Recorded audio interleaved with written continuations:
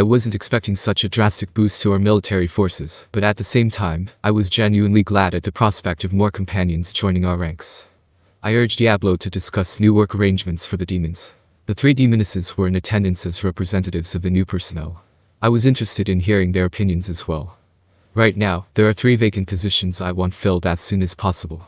There is the military attaché who will act as my plenipotentiary, the chief prosecutor of the public prosecution office, who will seek out any great evils, unlawful activities, within the nation, and bring forward charges, and the chief justice officer of the Supreme Court, who will judge the fairness of tribunals.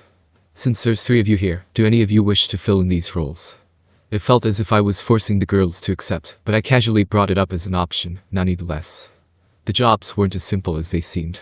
If they were to take them, then there might even be backlash from my executives. However, that would be Diablo's problem to deal with. You also needed to refrain from committing illegal activities, such as accepting bribes, while on the job. That was why I wanted to appoint trustworthy people close to me, just in case. If these demons wound up doing anything illegal, I would naturally ask Diablo to purge them. Things would be quite straightforward that way. Then, please allow me to act as the military attaché. A greater evil than me. This gets my blood pumping. I shall judge with utmost fairness. I hope to meet my lord's expectations. Testarossa, Ultima and Carrera declared, respectively. Oi, why are you already agreeing without even listening to the details of these positions first? Can you guys really? The tasks involved with these jobs could be very challenging. Please leave it to us. I'm really good at detective work. Allow me to grant them the fair verdict of death. Hold on a second. Something is off here, especially with that last one. Their answers filled me with an eerie sense of unease. I turned to peek at Diablo. He had a smug grin plastered on his face. No matter how you looked at it, his facial expression all but screamed. It's so good to be free from such troublesome duties. I suppose that would be the case. Diablo would, surely, have rejected the offer of military attaché. Listen now. As the military attaché, you will act as a representative for the Western States Council and speak on my behalf. Not only that, if we are to deploy military forces to foreign nations, you will also be responsible for commanding those armies. It's a really important job. Yes, I understand, Testarossa replied with a gentle smile, promising that there would be no problem. Tessa is a smart woman. I can assure you that she will never make any decisions that aren't in Rimuru-sama's best interest. Diablo reassured. Aren't you saying that because you don't want to do the job yourself? Although Diablo's guarantee was in no way reliable, Testarossa may very well be highly intelligent. By the way, you'll also need to familiarize yourself with our nation's laws, but those aren't set in stone yet. Furthermore, you will also be responsible for informing other nations about them. Please rest assured, Rimuru-sama. I have memorized them all. As if to back up her claim, Testarossa immediately began to recite the experimental decrees of our nation, even going so far as to point out some problems she found with them. Hired. You are, without a doubt, hired. Sometimes, you may find yourself thoroughly pissed off during the council meetings. However, you must keep in mind that you are carrying the honor of our nation. Remember, never act on impulse. I'll be counting on you. Please leave it to me. If anything were to happen, I will make sure to destroy all evidence of my involvement. No. You're looking at this completely the wrong way. But then again, Testarossa did make the impression of being capable enough. I couldn't find any other suitable candidates and, given my unruly behavior during the last council meeting, I was better off not casting stones in a glass house. We will see how it plays out. Even though Testa was the one who got the job, that didn't mean the other 2 were on cold feet either. It's my turn now. Ultima shouted, and also effortlessly started to repeat the major codes of law, as if she were reading from a script. Similar to Testarossa, she appeared to be pretty sharp. My liege, we are a race that holds contracts in the highest regard. We are well versed in the craft of exploitation, so there is no way we'd lose to foolish mortals. You can also rest assured that we won't fall victim to bribery. One can only bend us to their will through a clash of strength. Even among the demon lords, there are only a few that could stand against us. Well, she didn't say no one could stand against them. Given that to be the case, there probably were demon lords stronger than them. It was presumably that guy, the red-haired one.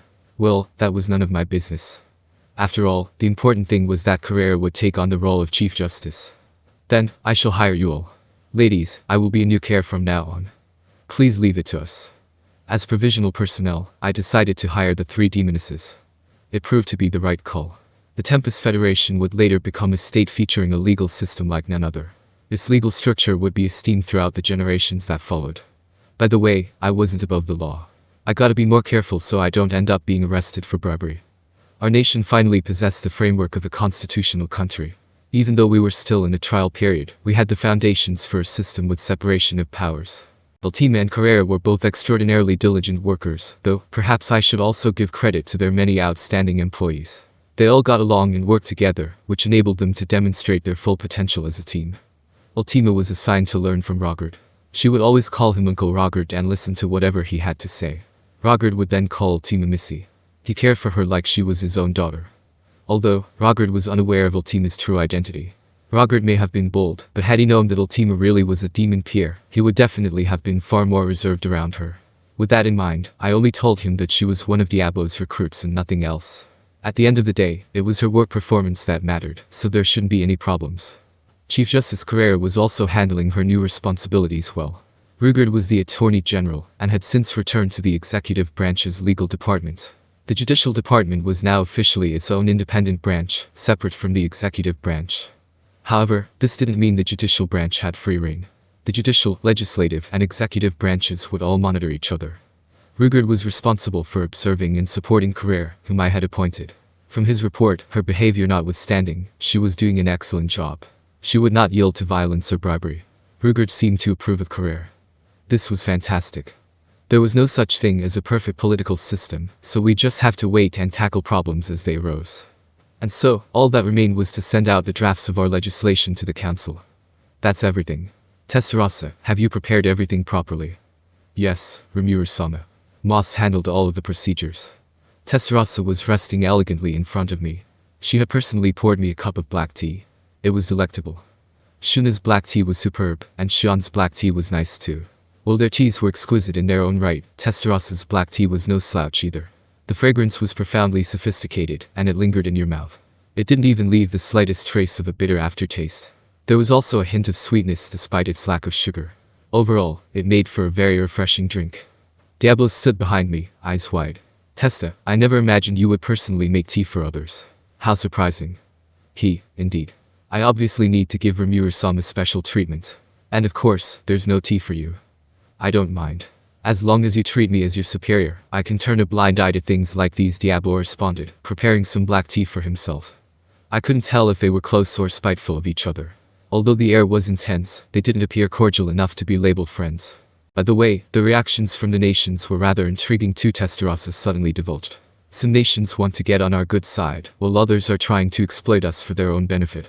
About half of the nations are welcoming, and it seems that the majority of them are still paranoid. Her tone implied as if she had seen this for herself. Where did you obtain this information?